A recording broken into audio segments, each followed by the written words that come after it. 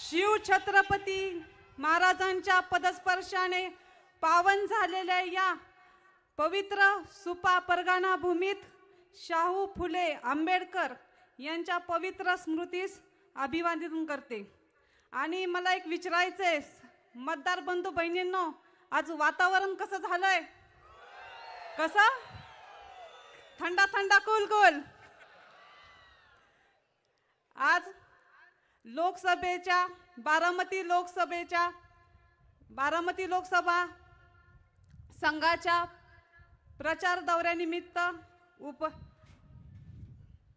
उपस्थित सन्मान्य व्यासपीठ, आपल्या राज्याचे लाडके मुख्यमंत्री आदरणीय देवेंद्रजी फडणवीस साहेब, आदरणीय चंद्रकांत दादा पाटील साहेब, आदरणीय विजयबापू शिवतारे, आमदार बाळाभाऊ बेगडे, दौंडचे विद्यमान आमदार राहुलजी कुल आणि उपस्थित सर्व महायुतीचे पदाधिकारी, उपस्थित पत्रकार बंधू आणि माझ्या प्रिय मतदार बंधू बहिणी आणि मातांना सर्वांना माझा नमस्कार।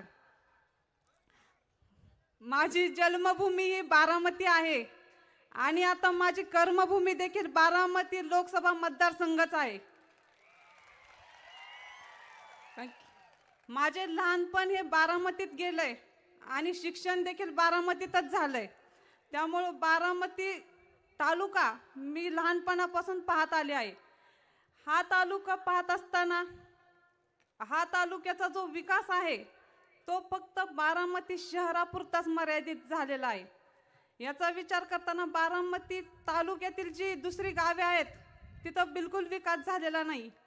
आणि आपण विचार केला तर बारामती लोकसभा मतदारसंघात जे 6 तालुके आहेत, यामध्ये दौंड असल, इंदापूर असल, भोर असल, मुळशी, वेल्हा, खडकवासला, पुरंदर, यामध्ये विकास कामे करताना नेहमीच बाकीच्या तालुक्यांवरती नेहमीच अन्याय झालेला आहे। फक्त बारामती शहर सजवायचं आणि बाकीचे तालुके कुजवायचे, हाच इतिहास अजूनपर्यंत घडलेला आहे। यासाठी आपल्याला आता परिवर्तन करायचंय।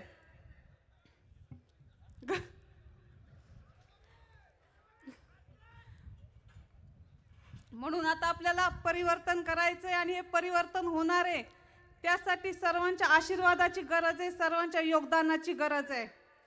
आणि आता दौंड तालुका जर पाहिला तर दौंडचे विद्यमान आमदार राहुलदादा कुल यांनी तालुक्याचा एवढा विकास केलाय, अनेक योजना तालुक्यात आणल्या आणि विविध विकास कामे करून दौंड शहराचा कायापालट केलेला आहे। आता दौंडला पाहताना विकासाचं एक मॉडेल म्हणून दौंड तालुक्याकडे पाहिले जाते। असाच विकास हा मला बारामती लोकसभा मतदारसंघाचा करायचा आहे आणि यासाठी मी कटिबद्ध आहे। आणि दौंडचे आमदार राहुलदादा कुल यांनी फक्त बारामती तालुका पुरत्याच मर्यादित विकास केला नाही, तर आता आम्ही प्रचार दौऱ्यानिमित्त अनेक तालुक्यांना भेट दिली। यामध्ये बारामतीचे आम्हाला लोक भेटली, त्यानंतर इंदापूरची लोक भेटली, की ते म्हणाले की राहुलदादांच्या मार्फत आणि आपले मुख्यमंत्री आदरणीय देवेंद्रजी फडणवीस साहेब यांच्या मुख्यमंत्री सहाय्यता निधीतून आमचे अनेक आरोग्यविषयक समस्या होत्या त्या सोडवल्या गेल्यात। आता अशी वस्तुस्थिती आहे की एखाद्या पेशंटला काही अडचण असली तर तो पेशंट आधी दादांना फोन करतो, नंतर तो पेशंट डॉक्टरांना फोन करतो। एवढ्या मोठ्या प्रमाणात आरोग्य निधी हा राहुलदादांनी आणलेला आहे आणि म्हणूनच राहुलदादांना आता सर्वीकडे आरोग्य दूत म्हणले जाते।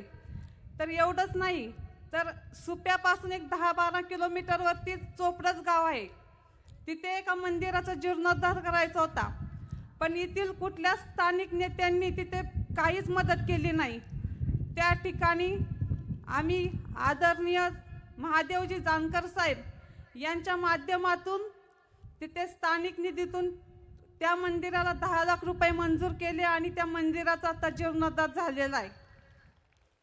राज्याचे मुख्यमंत्री कसे असावेत त्याचे उदाहरण म्हणजे आता आपले लाडके मुख्यमंत्री आदरणीय देवेंद्रजी फडणवीस साहेबांकडे पाहिले जाते।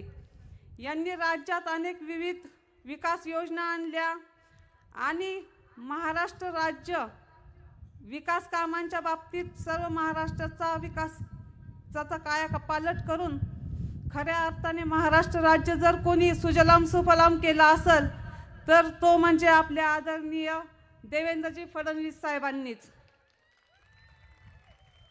कुल कुटुंबियांचा जर तुम्ही विचार केला तर गेल्या 50 वर्षापासून आमचे कुटुंबीय समाजसेवेसाठी झोकून दिलेलं कुटुंब आहे आणि आमच्या कुटुंबाला समाजसेवेचा वारसा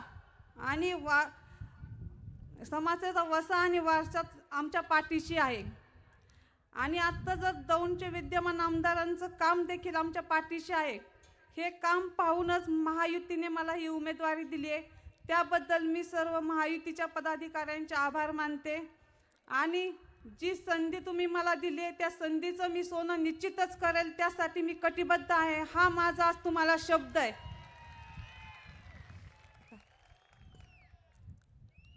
आणि कुल कुटुंबियांनी समाजसेवेच्या यज्ञकुंडात सर्वस्वाची आहुती दिलेली आहे, देत आहे आणि देणार राहणार आहे।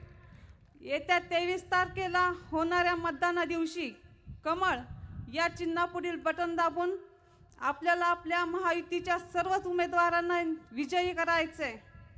आणि हे मतदान केवळ कुठल्या महायुतीला नसून हे मतदान आपल्या देश सेवेसाठी करायचे, आपल्या राष्ट्र सेवेसाठी करायचे आणि आदरणीय पंतप्रधान मोदी साहेबांचे हात बळकट करण्यासाठी आपल्याला हे मतदान करायचे। त्यासाठी सर्वांचे आशीर्वाद आणि सर्वांचे सहकार्य आमच्या पाठीशी राहू द्यात। आणि आता मी एवढीच विनंती करते की आणि आपलं जे कमळ चिन्ह आहे ते वोटिंग मशीनवरती 1 नंबरलाच आहे, ते आपल्याला 1 नंबरलाच न्यायचं आहे। शेवटी मी सर्वांना एवढीच विनंती करते की येत्या 23 तारखेला आपल्याला फुलवायचे कमळाचं फूल, येत्या 23 तारखेला आपल्याला फुलवायचे कमळाचं फूल। मतरूपी आशीर्वाद मागते कांचन कुल, मतरूपी आशीर्वाद मागते कांचन कुल। एवढं बोलून मी थांबते। जय हिंद, जय महाराष्ट्र।